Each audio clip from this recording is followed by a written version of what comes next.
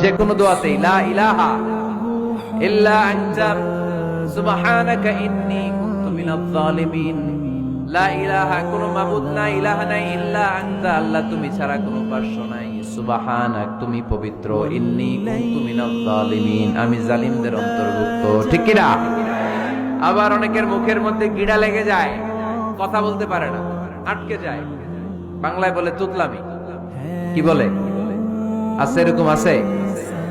সাইয়েদনা মুসা আলাইহিস সালাম কথা বলতে গেলে আটকে যেত, মুখে কষ্ট হতো।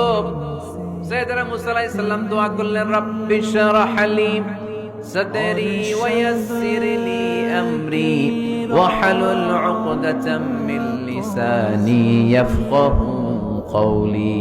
রাব্বি শরহ লি সাদরি, আল্লাহ হৃদয়কে প্রশস্ত করে দেন। ওয়া ইয়াসসির লি আমরি, আল্লাহ আমার কাজকে, আমার দায়িত্বকে আমার জন্য সহজ করে দেন। ওয়াহলুল উকদাতাম মিন লিসানি, আমার জিহ্বায় যে কথা আটকে যায়, গিড়া লেগে যায়, এই গিঁটটা আপনি খুলে দেন। চিল্লায় পড়েন আমিন।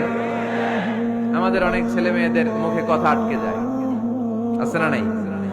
এই দোয়াটা শিখাবেন। সব নবীরা এরকম দোয়া করতেন। নবীরা দোয়া করলে কবুল করতো কে?